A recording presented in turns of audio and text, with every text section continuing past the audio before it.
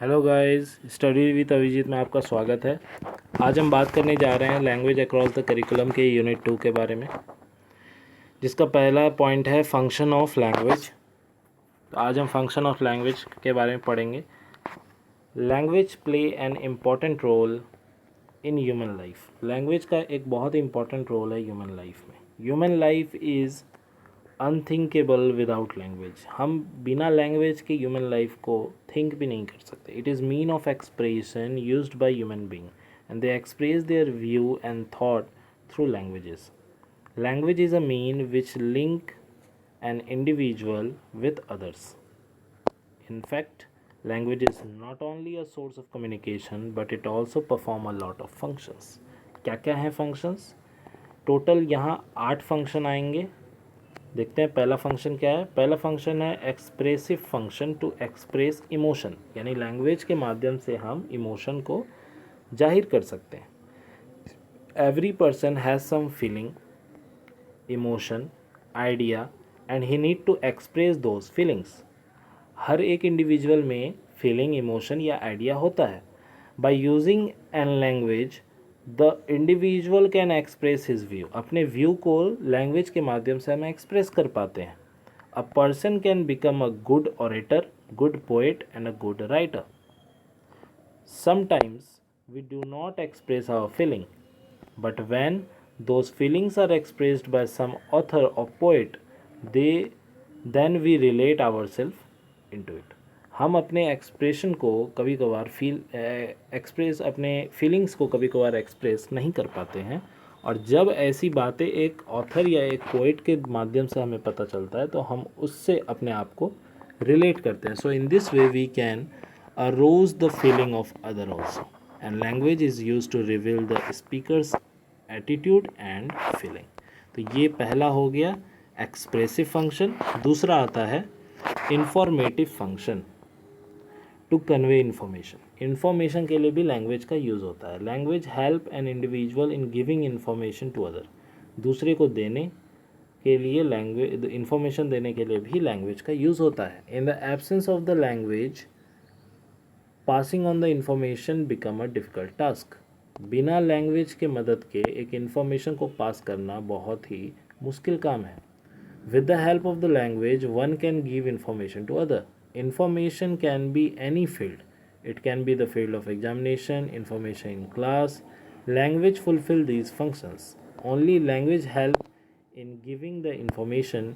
In the absence of language the teacher fail to duty properly. यानी बिना language के information जो teacher से स्टूडेंट में जाता है वो भी तो बंद हो जाएगा। तो ये हो गया इन्फॉर्मेटिव फंक्शन। थर्ड क्या है? थर्ड है डायरेक्टिव फंक्शन, यानी कि डायरेक्शन दिए जाने के लिए जो फंक्शन का यूज़ होता है, टू गिव कमांड और order. It is through language that one give direction to other as it which work to do and not to do. क्या करना है और क्या नहीं करना है। Language help a person to understand what the other person want to say। यानी language ही वो माध्यम है जिससे हमें पता चल पाता है कि दूसरे हमसे क्या कह रहे हैं। For example, in the examination hall the superintendent use a language and give direction to the examinee sitting there. यानी कि जो एग्ज़ामिनर आते हैं हमारे एग्जामिनेशन के टाइम, वो जो भी कमांड देते हैं वो हम तक पहुंचता है किस माध्यम से? लैंग्वेज के माध्यम से। With the help of language he draw the attention of all to certain rules and regulations which everybody during the examination hour is supposed to follow। यानी क्या क्या हमें करना है, क्या क्या हमें नहीं करना, ये सारे जो इंस्ट्रक्शन दिए जाते हैं एग्जामिनर के द्वारा वो भी लैंग्वेज के माध्यम से ही हम तक पहुंचते हैं। By using a language he can give directions. In this way we see that language has directive function. इससे हमें पता चलता है कि लैंग्वेज का एक डायरेक्टिव फंक्शन भी है। चौथा पॉइंट क्या है? कम्युनिकेटिव फंक्शन, यानी कि कम्युनिकेट करने के लिए। तो ये तो आप लोग जानते ही कि लैंग्वेज के माध्यम से कम्युनिकेशन हो पाता है। हम अपने फीलिंग्स को दूसरे के साथ शेयर कर पाते हैं, और तो इसे आप देख लीजिएगा।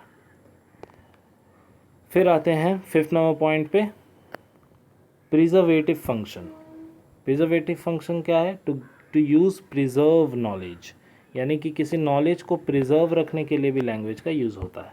पिछले वीडियो में इसके बारे में हम लोगों ने पढ़ा था कि लैंग्वेज प्रिजर्व रखने के लिए भी इस्तेमाल होता है। Language is preservative in nature, preservative by nature. Language help in preservation of one culture and tradition. अपने कल्चर और ट्रेडिशन को भी लैंग्वेज के ही माध्यम से संभाल के रखा जा सकता है। It can preserve man's experience, his observation, his thought and his finding in written form. The mother tongue which one learn is acquired that person thoughtfully his life throughout his life. यानी कि जो हम mother tongue के माध्यम से कुछ भी याद करते हैं वो हमें थ्रू आउट द लाइफ याद रहता है। तो कहीं ना कहीं this stored knowledge is formed building by human knowledge and this preserve knowledge can be use by upcoming generations. तो आप देखे होंगे बहुत सारे ग्रंथ हैं हम लोग के यहाँ जो बहुत सारी इन्फॉर्मेशन हम तक पहुँचाते हैं। तो ये जो है क्या है, ये भी तो एक लैंग्वेज के माध्यम से लिखा गया, उस ज़माने में लिखा गया और हम आज भी उसे पढ़ पा रहे हैं। तो ये जो है एक तरह से नॉलेज को प्रिजर्व रखने के लिए भी लैंग्वेज का इस्तेमाल होता है। तो ये भी एक फंक्शन है लैंग्वेज का। तो ये हो गया प्रिजर्वेटिव फंक्शन। सिक्स्थ क्या है देख लेते हैं, aesthetic function. Aesthetic function to create artistic effect.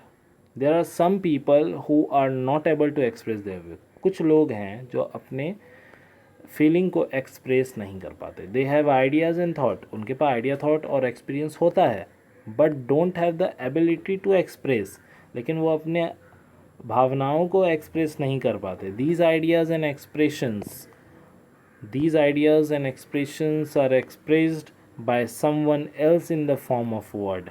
Language here play aesthetic function, यानी कि वही फीलिंग, वही आइडिया, वही इमोशन जो है वो दूसरों के द्वारा वर्ड्स में प्रेजेंट किया जाता है या एक्सप्रेस किया जाता है, और ये जो है यही लैंग्वेज का एस्थेटिक फंक्शन कहलाता है।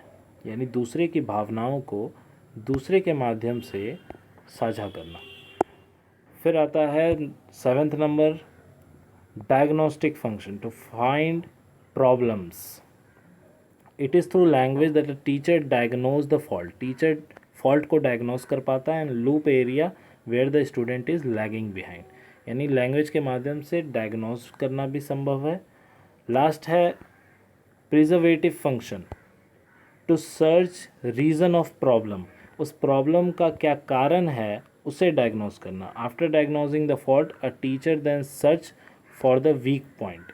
यानी कि डायग्नोज करने के बाद टीचर फाइंड करता है कि उसके वीक पॉइंट्स क्या हैं और फिर जो भी हो सके उस प्रॉब्लम को सॉल्व करने के लिए वो किया जाता है। तो ये था आपका लैंग्वेज फंक्शंस। उम्मीद है आपको ये वीडियो पसंद आया हो। अगर पसंद आया हो तो प्लीज़ लाइक करें वीडियो को, सब्सक्राइब करें चैनल को, और अगर कोई भी डाउट हो तो आप कमेंट बॉक्स में मुझे कमेंट कर सकते हैं। Thank you for watching. मिलते हैं अगले वीडियो में।